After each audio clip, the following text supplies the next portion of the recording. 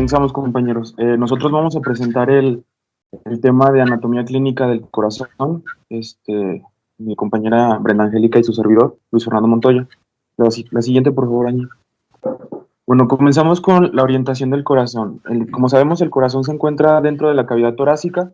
Si hacemos la analogía del corazón con una pirámide o con un vértice, con una pirámide o con un cono, la base se proyecta hacia atrás y el vértice se proyecta hacia adelante, hacia abajo y hacia la izquierda, mientras que la base se encuentra opuesta al vértice y se orienta en dirección posterior. Los lados del corazón están formados por una cara que descansa sobre el diafragma, una cara inferior, una cara anterior o también denominada esternocostal, una cara pulmonar derecha, una cara pulmonar izquierda, una base o también denominada cara posterior y un vértice. Y en la siguiente diapositiva les voy a explicar un poquito estas caras. La siguiente, por favor, Angie. La cara pulmonar derecha es una cara amplia, es convexa, está formada por la aurícula derecha y está orientada hacia el pulmón derecho. La cara pulmonar izquierda también es amplia, convexa, orientada hacia el pulmón izquierdo y está formada por el ventrículo izquierdo y una parte de la aurícula izquierda. La base está formada por la aurícula izquierda, una porción de la aurícula derecha y la parte proximal de las grandes venas, como puede ser la vena cava superior, la vena cava inferior y las venas pulmonares. La cara anterior está formada en su mayor proporción por el ventrículo derecho y parte de la aurícula derecha y el ventrículo izquierdo. El vértice está formado por la cara inferolateral del ventrículo izquierdo y la cara diafragmática, como ya les había comentado, en posición anatómica descansa sobre esta cara. Está formada por el ventrículo izquierdo y una porción del ventrículo derecho y se separa de la base del corazón por el surco interventricular. Está separado entre ventrículos por el surco interventricular posterior y separado de la base del corazón por el seno y surco coronario.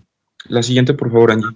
Los surcos son tabiques internos que dividen el corazón en 4 cámaras, 2 aurículas, 2 ventrículos, y dan lugar a depresiones externas o superficiales denominados. El surco coronario va a rodear al corazón, separando a las aurículas de la musculatura de los ventrículos. Dentro del surco coronario se encuentran estructuras importantes como puede ser el seno coronario, la arteria coronaria derecha, la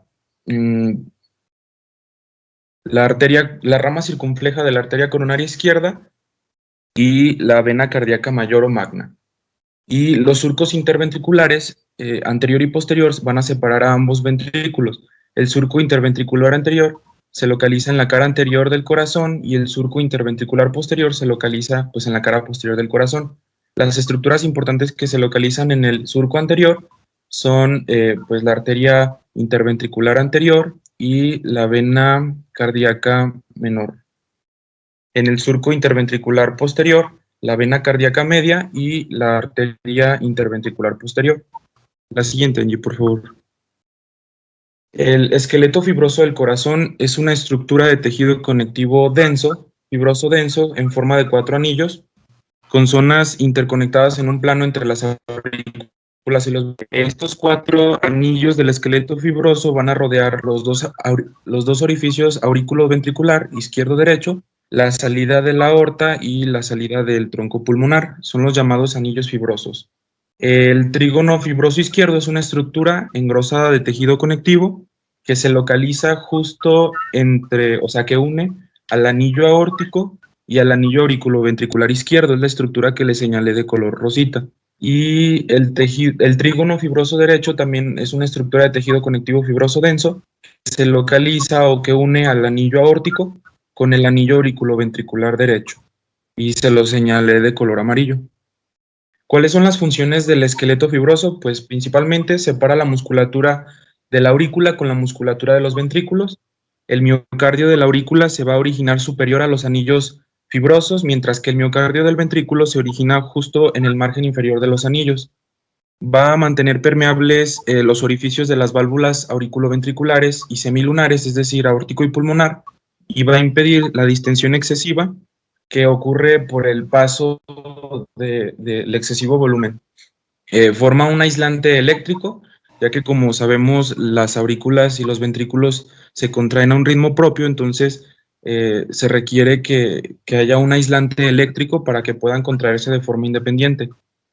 Va a proporcionar la inserción de las válvulas y las cúspides de las mismas válvulas, y va a proporcionar un paso para la porción inicial o el tronco del fascículo auriculoventricular, o también denominado haz de His, que forma parte del sistema de conducción. La siguiente, por favor, Angie. Bueno, ahora nos vamos de lleno con la anatomía de las aurículas, ventrículos y válvulas. Empezando con la aurícula derecha, ya respondieron las preguntas y pues estuvieron bien. La aurícula derecha está dividida en dos zonas por la cresta terminal. ¿Se puede ver mi cursor? Sí. Bueno. Por esta cresta terminal, dividiéndose en la zona atrial y en la zona sinusal. La aurícula derecha puede tener un grosor de 2 a 3 milímetros. La zona atrial en sí es la orejuela derecha, la cual está llena de músculos pectíneos, como se puede ver aquí, que parten de la misma cresta terminal, mientras que la zona sinusal forma la parte lisa, la cual es la mayor parte de la aurícula. Esta está comprendida entre la cresta terminal, el tabique interauricular y el seno coronario. Tiene en su porción septal, la cual corresponde al tabique interauricular, lo que es la fosa oval que se puede ver aquí, el limbo, que es el reborde que limita a la fosa oval, y la válvula de la misma, que estaría aquí abajito. Tenemos los orificios, el de la vena cava superior, el de la vena cava inferior, la cual tiene su válvula, siendo la de Eustaquio, y el seno coronario también con su válvula, que es la de Tevesi. Y claramente, pues, el orificio auriculoventricular. Siguiendo con el ventrículo derecho, presenta tres porciones, una sinusal, una trabeculada y una infundibular. Este ventrículo derecho puede, bueno, en el libro que yo investigué, puede tener un grosor de 4 a 5 milímetros. La sinusal va a corresponder a la parte lisa, la cual es la cámara de entrada. Por lo tanto, es la cámara de llenado y pues esta es la que forma la mayor parte del ventrículo. Se encuentra subyacente esta zona sinusal, subyacente al orificio auriculoventricular o a la válvula tricúspide, siendo esta. La zona trabeculada, ahora sí, es la cámara de llenado y forma la mayor parte del ventrículo. Tiene múltiples trabéculas que se pueden ver aquí y está limitada por tres paredes, la septal, la inferior y la anterior, siendo esta la anterior, la inferior y la septal de este lado.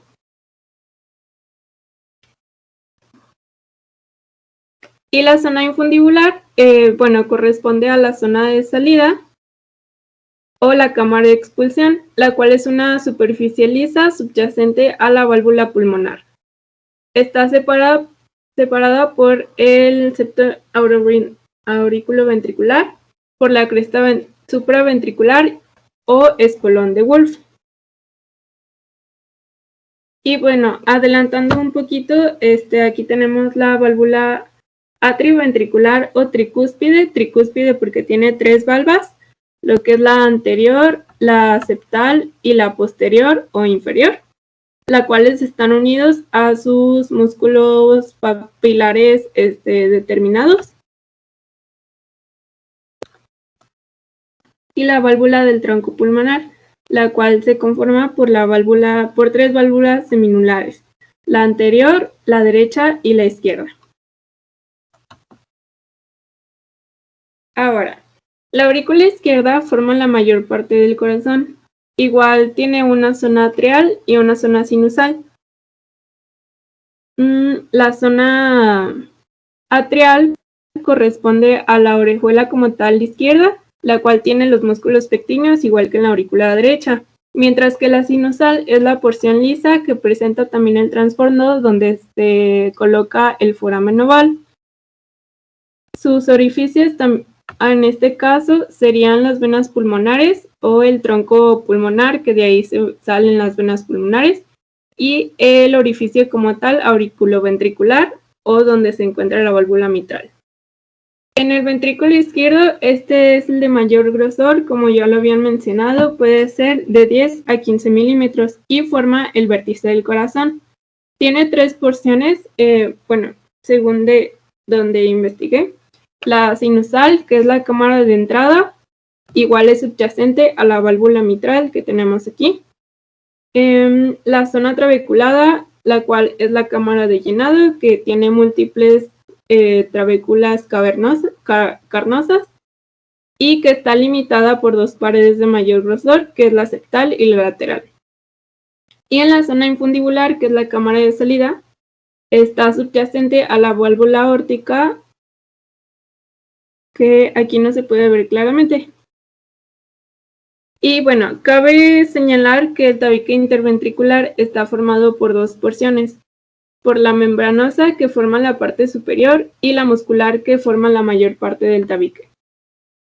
Igual, añadiendo un poquito de la válvula mitral, tenemos que está conformada por una valva posterior y una valva anterior, con sus respectivos músculos papilares, el anterior y el posterior, y las cuerdas tendinosas, que pues son las que se unen la válvula hacia el músculo papilar. Bien, pero que realmente la aurícula izquierda no es la más grande de todo el corazón.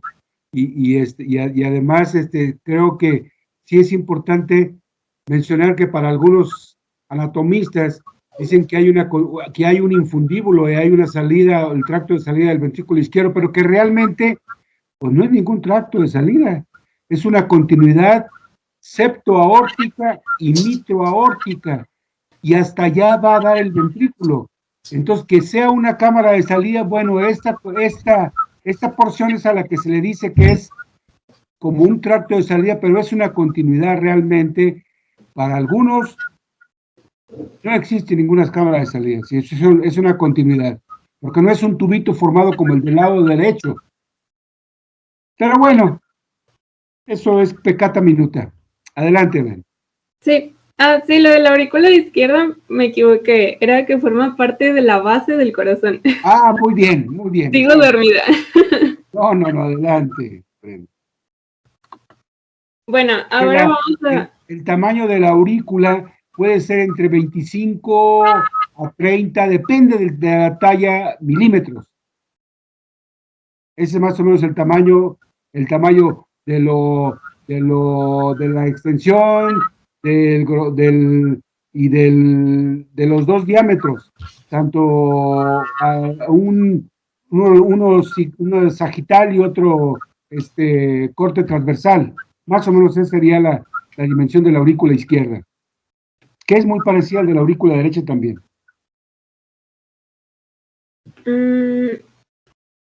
Ahora continuando más bien con lo de las válvulas cardíacas, tenemos la mitral, que sería esta, mejor vamos a empezar con la válvula tricúspide.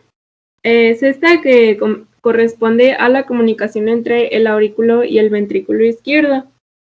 Está formada por 3 valvas, como ya les decía, por el anterior, por el posterior y por el septal, las cuales todas las bases de estas válvulas están colocadas en el esqueleto fibroso.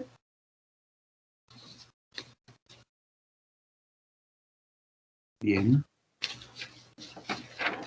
Ahora, la válvula mitral está colocada o está situada en el orificio auriculoventricular izquierdo, está formada por las valvas anterior y posterior, y de igual forma sus anillos se insertan en el anillo fibroso.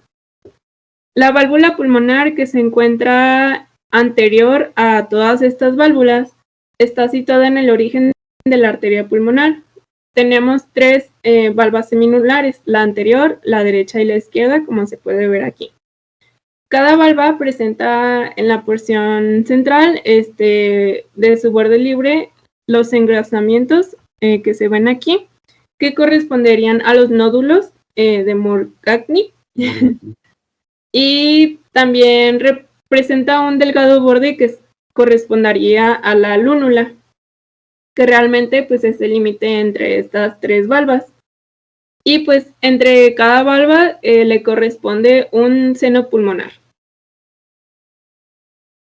Y bueno, por último tenemos la válvula aórtica, que está posterior en cuanto a la válvula pulmonar. Está situado en el orificio del origen de la aorta. Está formada por tres válvulas seminulares, que es la derecha, la izquierda y la posterior. Y si ven las dimensiones de la pulmonar y de la aorta, es muy parecido. Serían alrededor de 20 a 30 milímetros. Y la relación es igual. Y ese es un dato importante que recoge el estudio ecocardiográfico cuando se revisa precisamente a las dos válvulas. Adelante. Y bueno, pues ya checando más a detalle en específico a la válvula aórtica, tenemos los senos aórticos o de Valsalva, y también tenemos lo que son los orificios de la arteria coronaria derecha y de la arteria coronaria izquierda, que es de donde se van a originar las arterias que van a irrigar el corazón. Las válvulas, quería decir también un punto antes, las válvulas seminulares se abren cuando la presión ventricular excede la tensión arterial, lo que permite la eyección de sangre. Cuando los ventrículos se están relajando, la sangre empieza a empujar las cúspides valvulares cerrando estas válvulas. También cuando las aurículas se contraen, leí que una pequeña parte de las aurículas refluía a los vasos grandes, en este caso a lo que es la vena cava superior y a la inferior. Sin embargo, esto se minimiza debido al mismo colapso de los orificios en medida que se contrae la aurícula izquierda. Y bueno, ahora, la disminución en el diámetro de la apertura de una válvula se llama estenosis. Si es mitral o pulmonar, pueden ser por la formación de cicatrices o de defectos congénitos. Y si es una aórtica o tricuspidia, una estenosis aórtica o tricuspidia puede ser porque la válvula se encuentra más estrecha de lo normal. Y esto se da como consecuencia de la fiebre reumática. Es lo más común. Pero también puede ser congénita o adquirida o degenerativa. Y sí, Brenda. Sí. No nada más que pueda ser relacionada con fiebre reumática, sino que también puede existir congénita y puede ser degenerativa con la edad. Y bueno, es más frecuente en este momento, para que ya nos quede desde ahora. La estenosis aórtica en nuestro medio es más frecuente en este momento porque hay mayor edad en la población, y desde ese punto la estenosis aórtica degenerativa calcificada es ahora más frecuente que la misma congénita. Y también que el de la fiebre reumática, porque afortunadamente la fiebre reumática ha disminuido considerablemente en el mundo. Pero bueno, todavía tenemos fiebre reumática en los países subdesarrollados, pero ha sido cada vez menor. Adelante. Sí. Y bueno, ahora la falla del cierre valvular, que significaría que es una insuficiencia valvular. Si es mitral o tricuspidia, puede ser por prolapso de válvula, la cual protruye, como se ve en esta imagen, hacia la cavidad auricular o... No puse esa imagen. A la cavidad auricular en la contracción ventricular. Exacto. Afecta esto a casi un 30% de la población. Y de la población sajona, la insuficiencia mitral por prolapso de la válvula mitral, que ese es el síndrome de Barlow. Pero en nuestro medio, afortunadamente, no está, porque si fuera 30% es mucha sí. Población. Pero no, es la más frecuente, la insuficiencia mitral de tipo prolapso en las sajones, pero no es así con esa consideración de tanto porcentaje.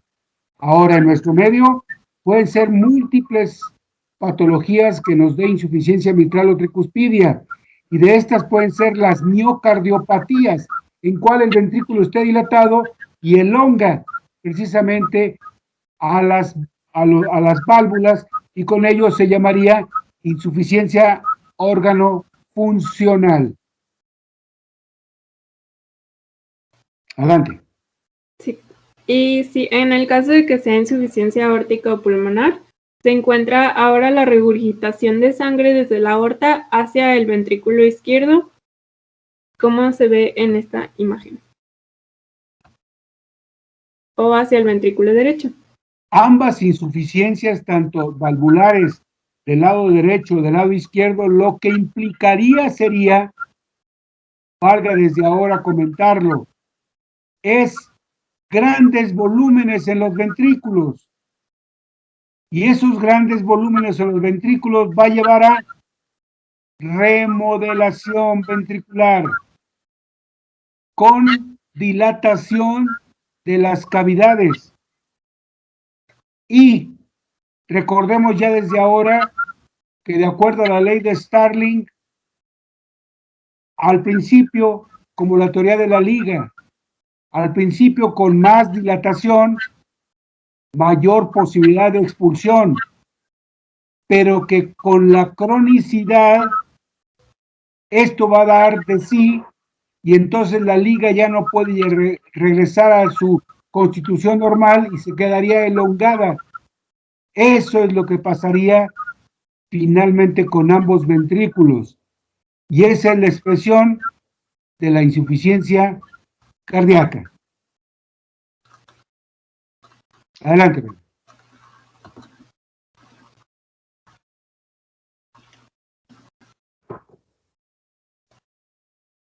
Bueno, entonces, como ya les había mencionado anteriormente, el miocardio o el corazón posee una capacidad de contracción automática, es decir, tiene automatismo.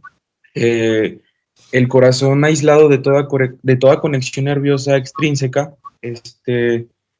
aún así sigue latiendo, continúa latiendo. Los aurículas y los ventrículos se contraen siguiendo un ritmo propio.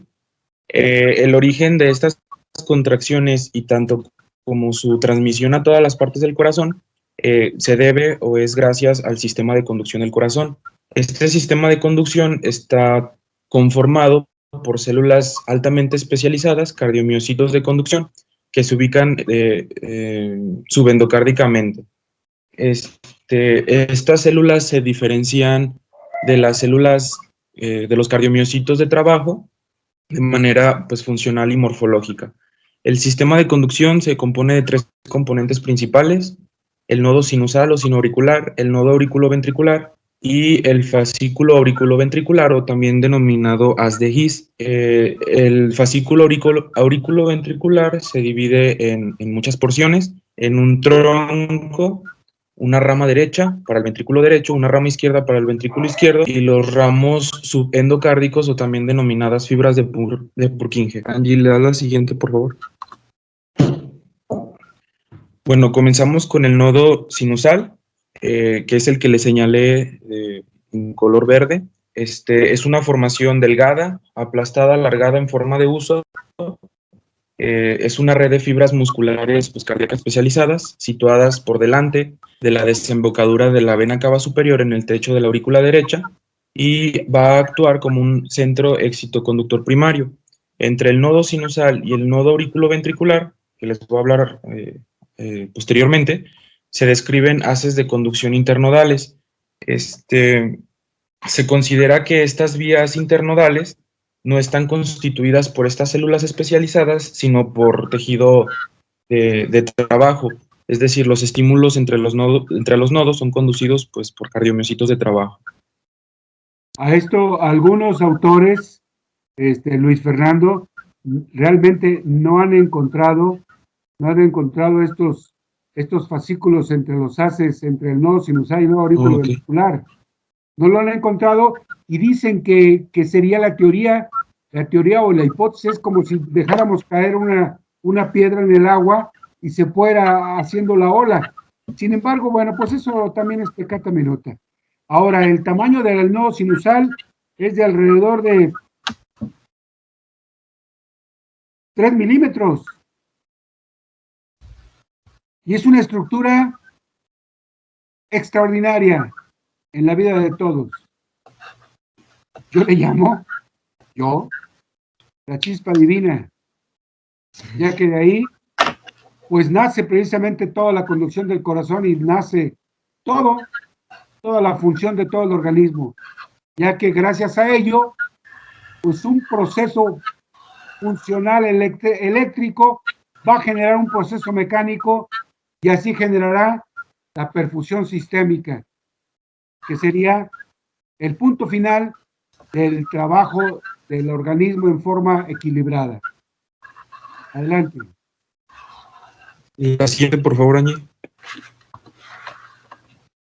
El nodo auriculoventricular o de Ashok-Tawara, que le señalé también en color verde, es tejido pues también especializado, que se localiza en el tabique auriculoventricular, justo por debajo de la fosa oval y anterior a la desembocadura del seno coronario. Está situado pues, en la pared de la aurícula derecha, en una zona triangular que se denomina trígono del nodo auriculoventricular o trígono de Koch. Comprende una porción de fibras condensadas que van a transmitir este estímulo que proviene del nodo sinusal a los ventrículos a través del haz de His y sus dos ramas, la derecha y la izquierda. Cuando falla el nodo sinusal, este puede actuar como un centro excitoconductor secundario del corazón. Es la siguiente, por favor, Angie. Para complementar nada más aquí una cosa, Luis. En Sí. el nodo sinusal va a latir en forma automática entre 60 a 100 como normal. Y así se le llamará ritmo sinusal. Cuando este se pierde, entonces el que le sigue es el nodo auriculoventricular, pero este nodo es con una frecuencia entre 30 a 40 o menos de 60. Y cuando este finalmente pudiera de alguna forma perderse, entonces el Purkinje también tiene automatismo, pero su frecuencia es de alrededor de 20 a 30 latidos por minuto, por lo que se asegurará, gracias a este tejido de conducción, que el corazón siempre esté moviéndose, siempre tenga sístole y diástole, que ya lo veremos cuando revisemos electrocardiografía, cómo es que definimos, y para que de una vez lo pudieran ir viendo a qué se define como ritmo sinusal. Adelante. El fascículo auriculoventricular o haz de His, como ya les había mencionado, se compone del tronco. Este tronco es el que atraviesa las fibras del trígono fibroso derecho, que también, como ya les había mencionado, junta al anillo aórtico con el anillo auriculoventricular derecho. Mide aproximadamente 3 milímetros de ancho y de 10 a 12 milímetros de longitud. Se va a dirigir hacia adelante, hacia arriba y hacia la izquierda. Y son fibras musculares excitoconductoras entre el nodo auriculoventricular y los músculos papilares. En la parte superior, cuando se dirige hacia arriba, hacia adelante y hacia la izquierda, se va a ubicar sobre la porción muscular del tabique interventricular, donde se va a bifurcar en una rama derecha y una rama izquierda. Le das la siguiente, Angie, por favor. La rama derecha se extiende en forma de arco, que es la que le señalé en color rojo, y va a seguir el trayecto de la trabécula septomarginal, que la va a conducir hasta la base de los músculos papilares, que también se los señalé, del ventrículo derecho, donde se va a dividir en los ramos subendocárdicos o fibras de Purkinje. La rama izquierda va a atravesar el tabique interventricular, se va a localizar en la pared izquierda de este ventrículo izquierdo, y subendocárdicamente se ramifica en un fascículo anterior que llega a los músculos papilares anteriores para ramificarse, y en una rama posterior que está destinada a los músculos al músculo papilar posterior para ramificarse en fibras de Purkinje o ramos subendocárdicos. La siguiente, Angie, por favor. La vascularización del sistema de conducción. La parte anterior y la parte mayor del tabique interventricular está dada por la rama septal interventricular, rama de la arteria interventricular anterior, que se origina de la arteria coronaria izquierda.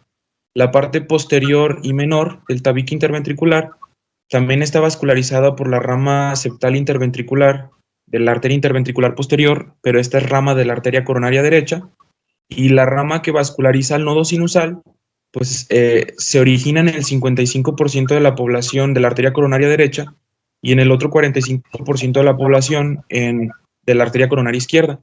Y la rama del nodo auriculoventricular se origina de la arteria coronaria derecha. También se la señalé en las imágenes. Bueno, ahora sí, pasando a la vascularización del corazón, vamos a empezar con la arteria. Bueno, primero quiero decir que el 75% del volumen coronario llega al ventrículo izquierdo, se produce durante la diástole.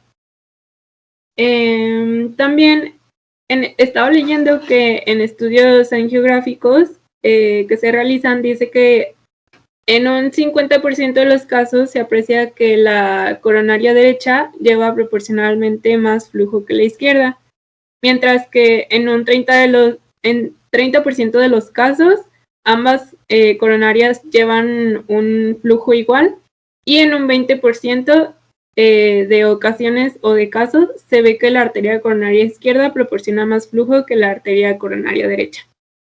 A esto se denomina precisamente dominancia derecha o dominancia izquierda. Dominancia derecha es cuando la descendente posterior, esa que está abajo, cuando la descendente posterior nace de la coronaria derecha. Cuando es al revés, que nace de la circunfleja o nace de la circunfleja, precisamente, es dominante izquierda, que nace la descendente posterior. En eso estriba precisamente dominancia derecha o dominancia izquierda, pero que realmente, bueno, es un concepto, es un concepto nada más. Adelante. Bueno, ahora empezando con la arteria coronaria derecha, ya vimos que su origen es el seno aórtico derecho y su terminación es la arteria interventricular derecha, ajá, perdón, posterior o la descendente posterior. Se localiza entre la orejuela derecha y la arteria pulmonar. Está en su... Sí, esa es la derecha, sí. Y hasta la cruz del corazón, que se llama, ahí, justo ahí donde tienes un poquito más arriba, ahí es la cruz del corazón. Y esa que parte, esa es la descendente posterior. Esa. Y que está, sus ramas son como si fueras cepillo, como si fuera un peine, con esas ramitas que son de la descendente posterior, que son las ramas septales, posteriores. Todas esas. Y bueno, se encuentra en el surco coronario y sus ramas son las ventriculares y auriculares derechas, que serían estas. La arteria marginal derecha, o como dijimos, la descendente posterior. La arteria del nodo auriculoventricular, la del nodo sinusal y la arteria interventricular posterior, que sería la de acá. Okay. Y bueno, que irriga todo lo que es la aurícula derecha, el ventrículo derecho, los tabiques interventricular y auriculoventricular, el nodo sinusal y auriculoventricular, la parte posterior del ventrículo y aurícula izquierda. La parte posterior del ventrículo izquierdo, muy bien. Y bueno, siguiendo con la arteria coronaria izquierda, se origina del seno aórtico izquierdo y se continúa como arteria interventricular anterior o descendente anterior. No, primero es el tronco. Ese es importantísimo que lo recuerden, Brenda. Ese lo está señalando. Es un pequeño tronco, porque la enfermedad del tronco es diferente que de la descendente anterior y de la circunfleja, ya que si ahí está afectado un trombo, todo eso de las dos ramas estarían afectadas y entonces no habría contractilidad del ventrículo. ¿Sí? Sí. Para todos. Bien. Sí, bueno, su terminación serían esta. La descendente anterior es esa, perfecto, que va Ajá. hasta la punta del corazón. Y bueno, se localiza entre la orejuela izquierda y la arteria pulmonar. Está en el surco coronario y el surco interventricular anterior, que sería donde pasa la arteria, bueno, la arteria interventricular anterior o descendente anterior. Es esa. Sus ramas, ahora sí, es la arteria circunfleja, que igual esta leí que daba arterias diagonales. No, da marginales. Diagonales da la descendente anterior. Esa es una diagonal. No, la otra. Esa es la descendente anterior. Esa mera. Okay. Esa es una diagonal.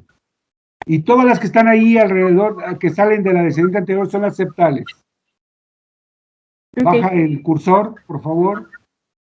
Baja un poco. Ahí. Esas son las septales. Que son como en peine. Ok. Está la arteria marginal izquierda, que es esta. Esa es la marginal. Bien. Y pues como ya habíamos dicho, la arteria interventricular anterior o la descendente anterior, que es toda esta. Muy bien.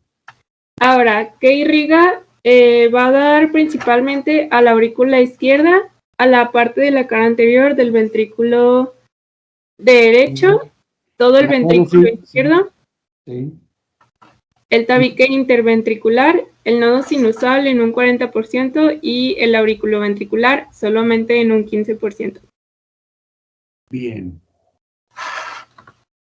Bueno, ahora la correlación clínica es que la obstrucción parcial del flujo sanguíneo en las arterias coronarias puede causar isquemia miocárdica. Esto produce hipoxia, como ya sabemos, y una obstrucción completa, dependiendo de el tipo de obstrucción o el grado de obstrucción, es si se da una angina de pecho o si se da un infarto agudo al miocardio.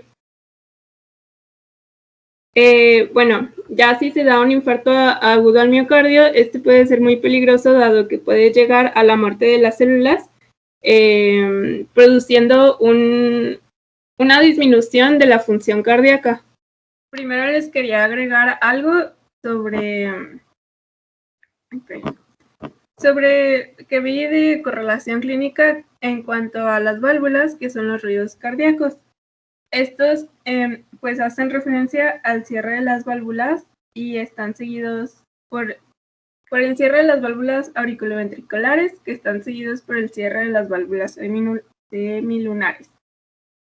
Estas se utilizan para determinar si están funcionando correctamente pues, las válvulas.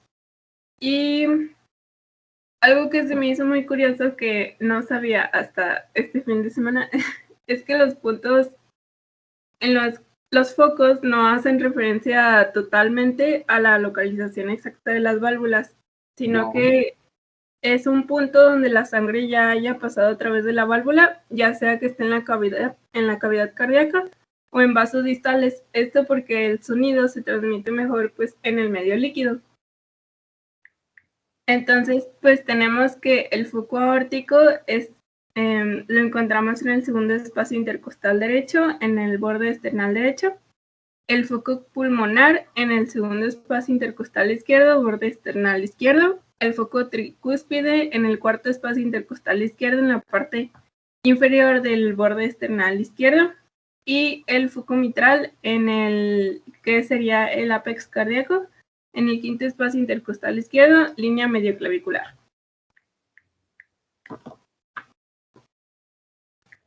Y comenzando con la inervación del corazón, pues sabemos que la parte autónoma del sistema nervioso periférico es la responsable de la regulación de la frecuencia cardíaca, de la fuerza de contracción y del gasto cardíaco, que pues, como nos van a explicar en exposiciones posteriores, es la cantidad de volumen eyectada por minuto. El plexo cardíaco está formado por terminaciones tanto del sistema parasimpático como del sistema simpático. Consta de una parte superficial que se localiza por debajo del callado de la aorta, por arriba del tronco pulmonar y en el espacio que existe entre estas dos estructuras, y una parte profunda que se localiza anterior a la bifurcación de la tráquea, y posterior al callado de la aorta. Desde este plexo se emiten nervios mixtos que van a inervar al corazón.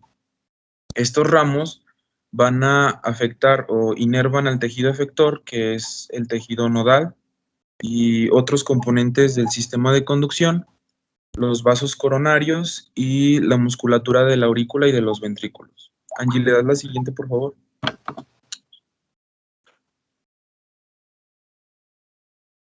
Y comenzando con la inervación parasimpática, pues para recordar, el sistema parasimpático reduce la frecuencia cardíaca, es decir, cronotropismo negativo, inotropismo negativo reduce la fuerza de contracción y va a producir una vasoconstricción de las arterias coronarias.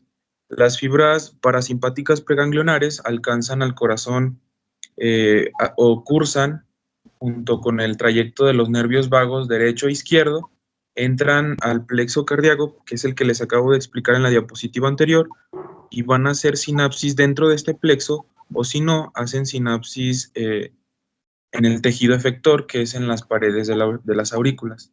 Le da la siguiente, Angie, por favor. Y en la inervación simpática, sus efectos es totalmente lo opuesto a la parasimpática, aumenta la frecuencia cardíaca, aumenta la fuerza de contracción. Las fibras simpáticas alcanzan al corazón a través de nervios cardíacos que van a nacer del tronco simpático. Las fibras simpáticas preganglionares emergen de la médula espinal, específicamente de T1 a T4, T5 aproximadamente, van a penetrar o alcanzan al tronco simpático, hacen sinapsis en los ganglios simpáticos torácicos o pueden ascender a los ganglios simpáticos cervicales y emergen las fibras postganglionares hacia el plexo cardíaco donde no hacen sinapsis y después a través de nervios cardíacos llegan al corazón para inervarlo. ¿Le das la siguiente, Angie, por favor? Y pues para comprender un poquito más esto, en la imagen se observan el sistema simpático, parasimpático y las aferencias viscerales. Las fibras de color azul son las fibras preganglionares parasimpáticas, que como les comenté van a cursar junto con los nervios vagos izquierdo y derecho, alcanzan el plexo simpático, el plexo cardíaco simpático, el plexo cardíaco, que también como ya les había comentado se localiza en la bifurcación de la tráquea y debajo del callado de la aorta, hace sinapsis en este plexo o puede hacer sinapsis directamente en las paredes de la aurícula. Las fibras simpáticas, que son las que nos muestran de color rojo, las preganglionares, como ya les había comentado, emergen de los segmentos T1 a T4, T5 aproximadamente de la médula espinal, emergen, llegan a los ganglios del tronco simpático. Este tronco simpático es una estructura importante del sistema nervioso autónomo que se localiza de manera paralela a la médula espinal y su trayecto está interrumpido por ganglios en sus diferentes niveles. Por eso existen ganglios cervicales, ganglios torácicos, y estas fibras preganglionares simpáticas van a hacer sinapsis en los ganglios torácicos, pero también pueden hacer sinapsis en los ganglios cervicales simpáticos. Es por eso que pueden ascender a segmentos superiores y después emiten las fibras postganglionares simpáticas que van a atravesar al plexo cardíaco sin hacer sinapsis y después inervan al corazón. ¿Le das la siguiente, Angie, por favor?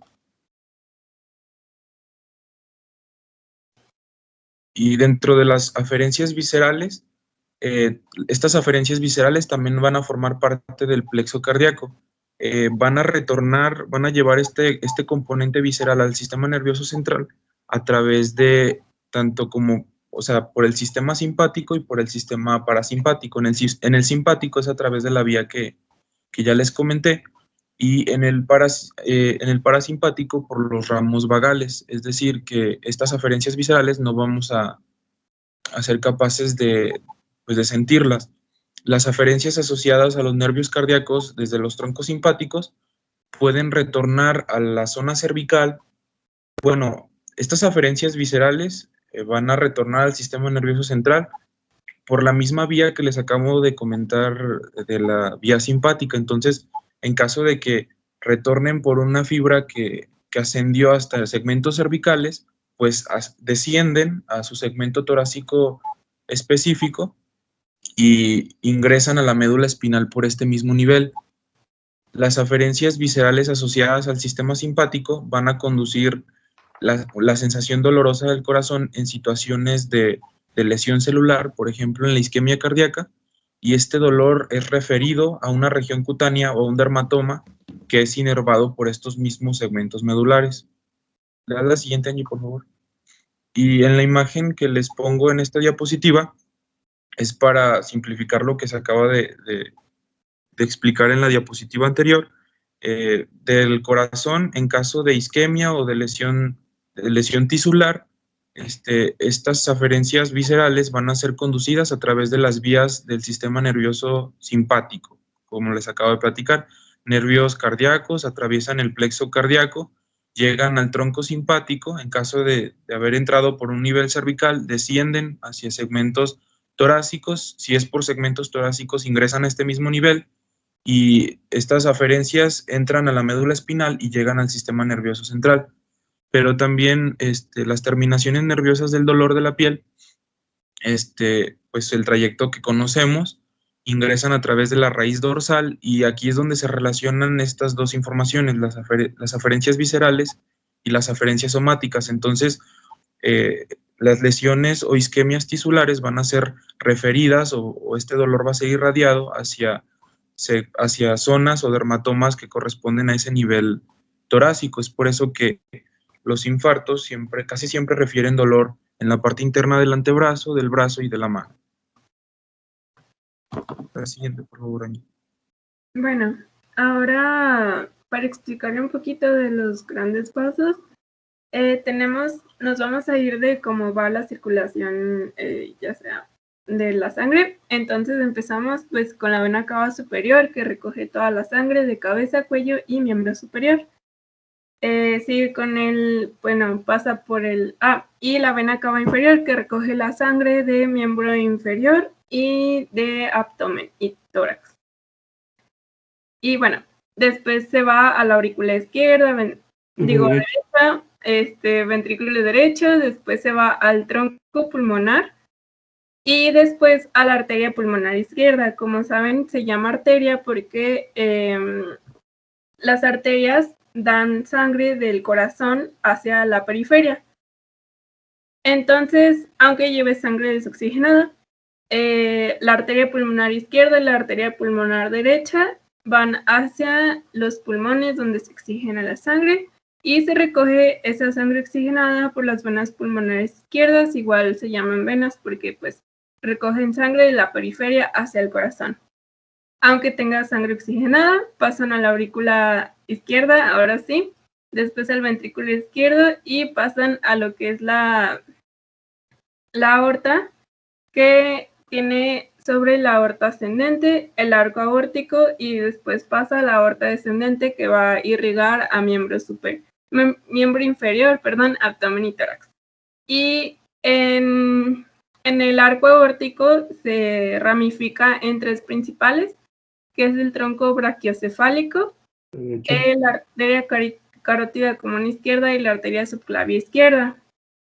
Como saben, pues el tronco brachiocefálico igual se divide en arteria carótida común y arteria subclavia derecha, y esto debido a la misma posición anatómica del corazón, en la cual pues el tronco tiene que recorrer un poquito más para después poder subdividirse, y pues las otras ya están directas para irrigar.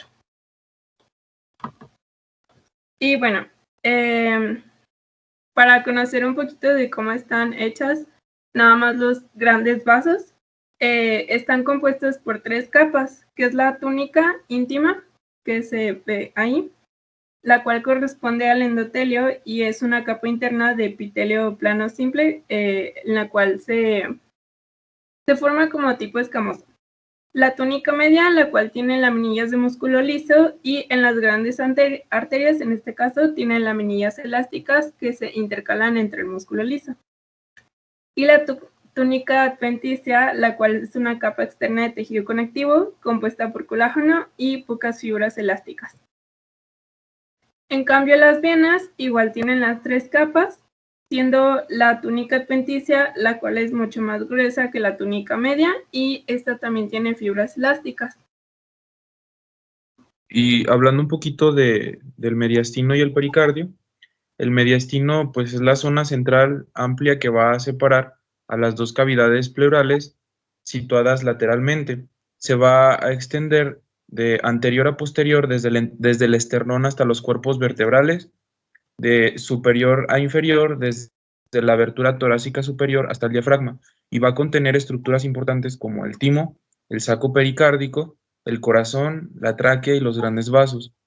Con fines descriptivos, el mediastino se va a subdividir en un mediastino superior y un mediastino inferior, como se observa en la imagen. El mediastino superior es pues verde, un poco verde limón, y el mediastino inferior es el que se divide en un mediastino anterior, el cual sus límites son del mediastino anterior, la cara posterior del esternón y la cara anterior del saco pericárdico.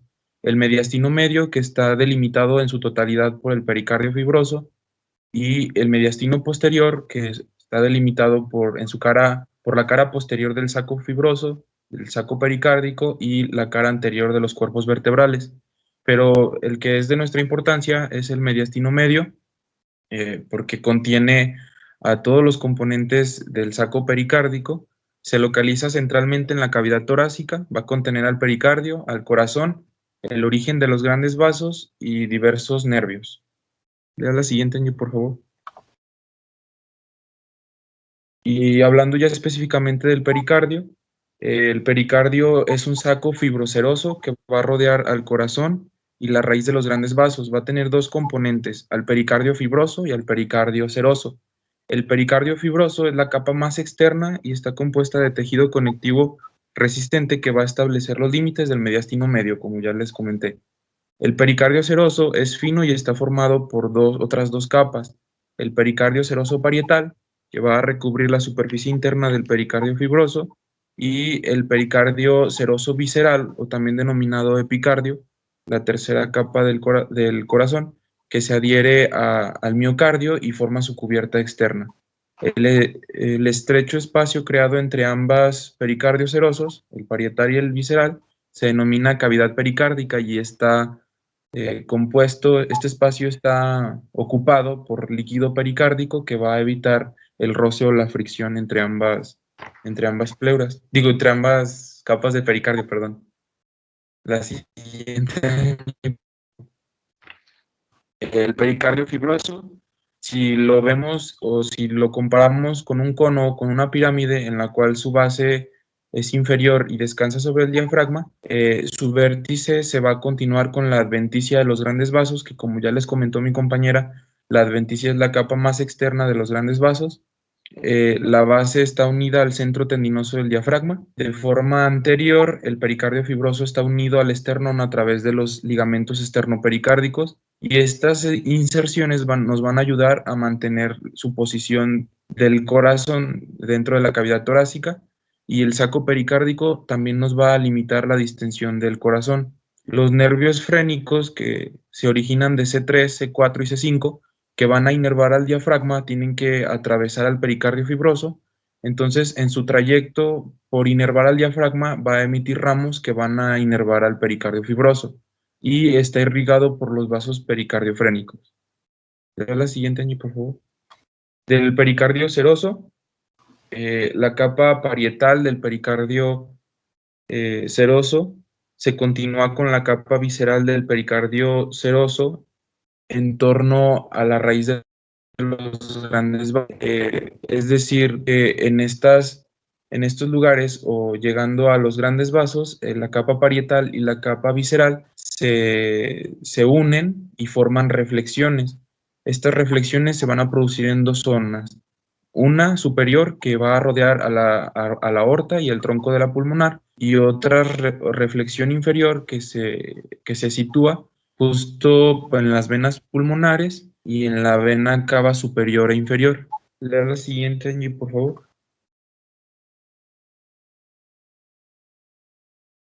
La zona de reflexión que va a rodear a las venas pulmonares tiene forma de J y el fondo de saco que se forma al interior de esta se encuentra posterior a la aurícula izquierda y a este se le va a denominar el seno pericárdico oblicuo, que también se muestra en la imagen, que dice que está formado por la reflexión sobre las venas pulmonares del corazón. Y existe una comunicación entre ambas zonas de reflexión, entre la zona de reflexión superior de los grandes vasos y la zona de reflexión inferior de las venas pulmonares, y a este se le denomina como seno pericárdico transverso. Le das la siguiente, Angie, por favor. Este seno transverso va a, o sea, va a limitar que se encuentra anterior a la aorta, posterior a la aorta, posterior al tronco de la pulmonar, anterior a la vena cava superior y superior a la aurícula izquierda. Entonces, la importancia clínica es que cuando el pericardio se abre anteriormente durante una intervención quirúrgica, se puede colocar un seno transverso, se puede colocar un dedo sobre el seno transverso y que nos va a separar a estas arterias o el tronco de la pulmonar y a la vena cava superior.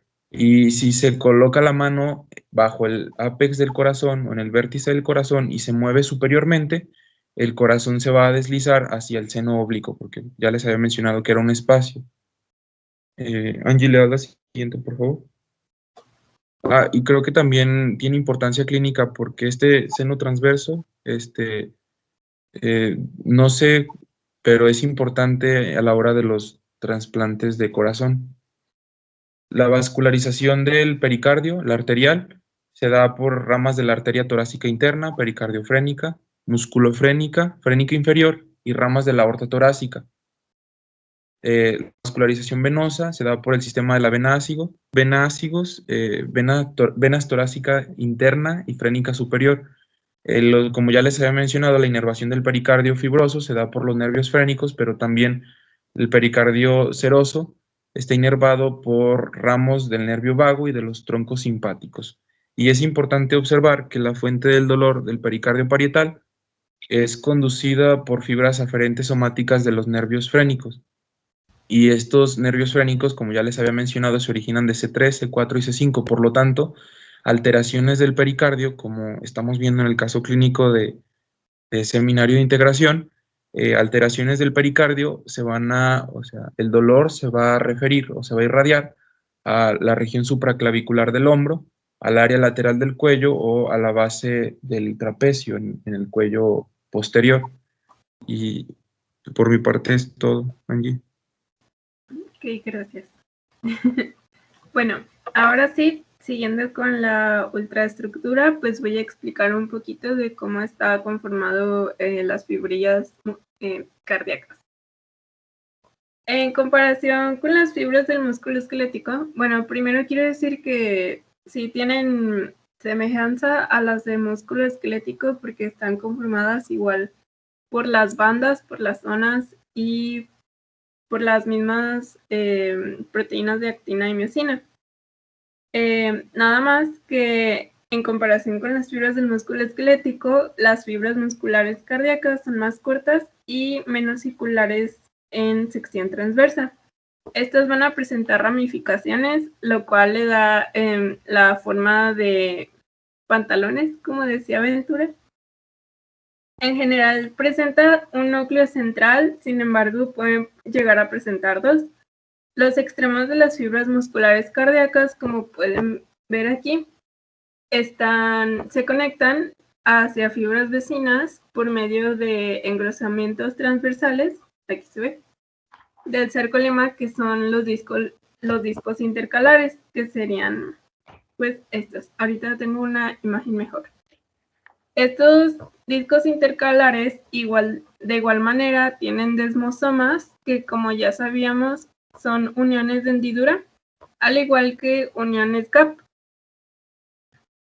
que estos permiten la conducción de los potenciales de acción de una fibra muscular hasta las fibras vecinas, lo cual nos permite que todo el miocardio pues se contraiga como una unidad coordinada. Yo de verdad no me acordaba que era el sarcolema, así que pues se los digo. El sarcolema es la membrana citoplasmática de las células musculares. Es una membrana semipermeable y lipídica, igual que la membrana de las otras células. Entonces, pues, el sarcolema es lo que recubre, pues, prácticamente la membrana de las fibras y que las recubre. Aquí podemos ver que de igual manera, pues, tienen su zona H, la banda A, la banda I, la línea Z, la proteína de miosina, de actina, y pues esto conforma pues también el sarcómero. Y aquí tenemos de igual forma las hendiduras, los desmosomas, que son estas uniones, al igual que las uniones gap. Esto nos va a ayudar pues a mantener unidas y conectadas a todas las fibras del corazón. Bueno, y de igual forma, en comparación al músculo esquelético, las mitocondrias son más grandes y numerosas que en el músculo esquelético. Poseen la misma disposición de filamentos de actina y miosina, como les decía, las mismas bandas, zonas y disco Z. Los túbulos transversos, en cambio, son más anchos pero más escasos y solamente se encuentran dentro de la línea o disco Z. El retículo sarcoplásmico también es más pequeño, por lo tanto va a presentar menores reservas intracelulares de calcio.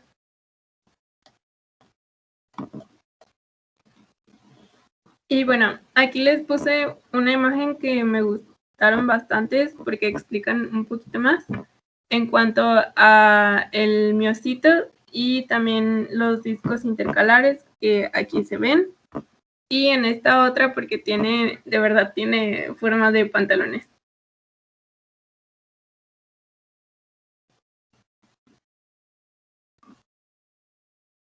Y bueno, las fibras automáticas, permítanme un segundo.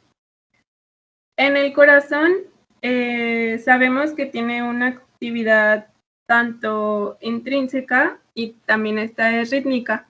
Esto porque tenemos unas fibras especiales dentro del corazón o que son especializadas llamadas las fibras automáticas, las cuales estos nos van a ayudar a generar potenciales de acción de una forma repetitiva y rítmica. Dentro del desarrollo embrionario, bueno, estas son autoexcitables, por eso son fibras automáticas.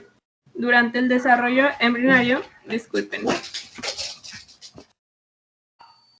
Durante el desarrollo embrionario, solo el 1% de las fibras musculares cardíacas se diferencian en fibras automáticas, las cuales cumplen con dos funciones principales. Funcionan como un marcapasos, la cual determinan el ritmo de la excitación, y forman el sistema de conducción, como ya había explicado mi compañero, la cual proveen, por así decirlo, el camino para que en cada ciclo de excitación cardíaca progrese este potencial de acción hacia todo el corazón para que se contraiga de una forma rítmica y funcione como una unidad.